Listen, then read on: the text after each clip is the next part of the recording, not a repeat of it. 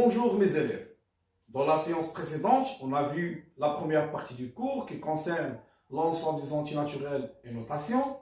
Alors, avant de commencer la deuxième partie, je vais corriger l'exercice que je vous avais déjà donné et vous allez trouver l'exercice avec solution en format PDF dans la boîte de description.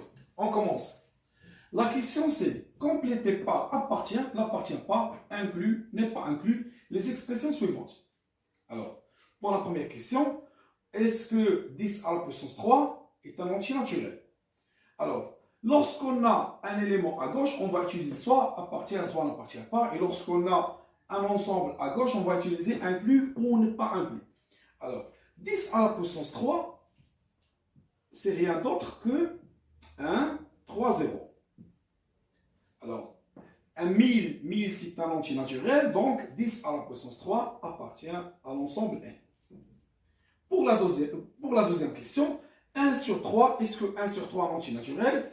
1 sur 3 est égal à 0,333, etc. Donc c'est clair que ce n'est pas un antinaturel, donc la réponse 1 sur 3 n'est pas un antinaturel. Pour la troisième question, on a ici un ensemble, parce que ces deux accolades, ils désignent un ensemble, alors on va utiliser soit inclus, soit n'est pas inclus. Pour vérifier est-ce que cet ensemble, pour dire que cet ensemble appartient inclus dans l'ensemble N, on va vérifier si les trois éléments appartiennent à l'ensemble N. 1, 6 et 18 appartiennent à l'ensemble N. Dans ce cas, on dit que cet ensemble est inclus dans N. Pour la question suivante, on a aussi un ensemble qui contient trois éléments. Alors, on va vérifier si ces trois éléments appartiennent à l'ensemble N. 2 et 5 sont deux antinaturels, mais racine carrée de 3 n'est pas un antinaturel. Dans ce cas, on dit que cet ensemble n'est pas inclus dans N. Et pour la question suivante, 10 à la puissance moins 3 est un élément, alors on va utiliser soit appartient, soit n'appartient pas. Alors, 10 à la puissance moins 3 est égal à 0,001. Alors, 10 à la puissance moins 3 n'est pas un antinaturel, donc la réponse 10 à la puissance moins 3 n'appartient pas à l'ensemble N. Et pour racine carrée de 25, racine carrée de 25, c'est racine carrée de 5 au carré, est égal à 5. 5 c'est un antinaturel, donc racine carrée de 25 appartient à l'ensemble N. Et pour la question suivante, on a un ensemble qui contient trois éléments. Les trois éléments 12, 6 et 0 appartiennent à l'ensemble N. Dans ce cas, on dit que cet ensemble inclut dans N. Et pour la dernière question, on a un ensemble qui contient un élément. Cet ensemble s'appelle singleton. L'élément 800 appartient à l'ensemble N. Dans ce cas, cet ensemble est inclus dans N. Dans la deuxième partie, on va voir les multiples et les diviseurs d'un nombre entier naturel. On commence cette partie par la division euclidienne. C'est quoi la division euclidienne? Effectuer une division euclidienne, c'est trouver deux nombres entiers, le quotient et le reste. Exemple, effectuer la division euclidienne de 130 par 5. 130 divisé par 5. Alors, toujours on commence par le premier chiffre à gauche, c'est 1. Dans 1, combien de fois 5? On a 0, on passe au deuxième chiffre. 13. Dans 13, combien de fois 5? On a 2. 2 fois 5 est égal à 10.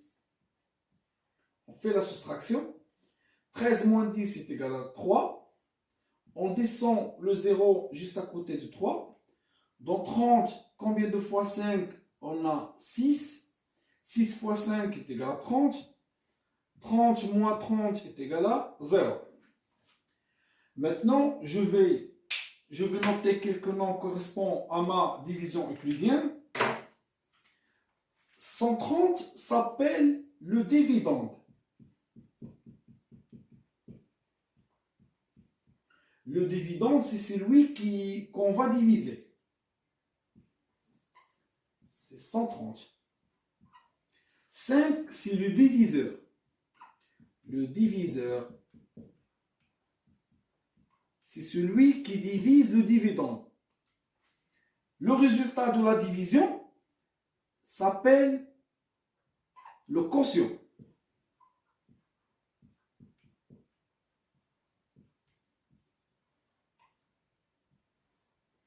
Ici, et celle qui me reste dans ma division euclidienne s'appelle évidemment le reste.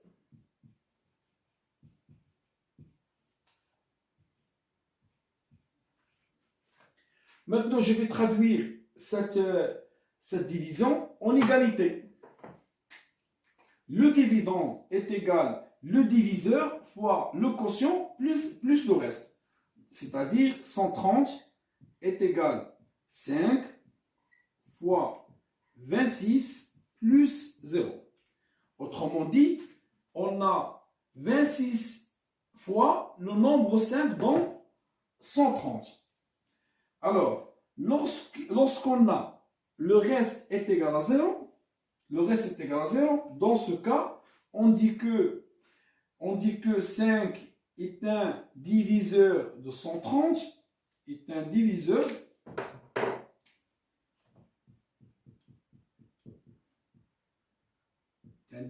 de 130. Et que 130 est un multiple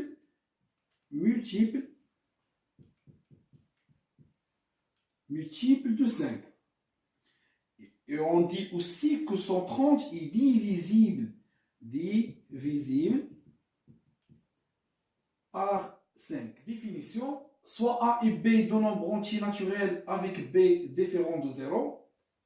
Si le reste de la division euclidienne de A par B est nul, c'est-à-dire A est égal à B fois Q, avec Q est un entier naturel, on dit que B est un diviseur de A est un multiple de B, ou si A est divisible par B. Exemple, 26 est égal à 2 fois 13, alors on dit que 2 et 13 divisent 26, et que 26 est divisible par 2 et 13, aussi que 26 est un multiple de 2 et de 13. Exemple 2, soit A est égal à 5 à la puissance n plus 2 moins 5 à la puissance n avec n en entier naturel. La première question, c'est montrer que A est égal à 5 à la puissance n fois 24. Alors, pour avoir cette expression, je vais factoriser la première expression par 5 à la puissance n. Comment faire? On commence. Petit a, on a A est égal 5 à la puissance n plus 2 moins 5 à la puissance n. Alors, A est égal, je fais un rappel sur les exposants. On sait que A à la puissance n plus m, A à la puissance n plus m est égal à la puissance n fois A à la puissance n. Alors 5 à la puissance n plus 2 est égal à 5 à la puissance n fois 5 à la puissance 2 moins 5 à la puissance n. Maintenant, je vais factoriser par 5 à la puissance n. On aura 5 à la puissance n, facteur de 5 au carré, moins 1. 5 au carré, c'est 25. 25 moins 1, c'est 24. Alors, 5 est égal à 5 à la puissance n fois 24.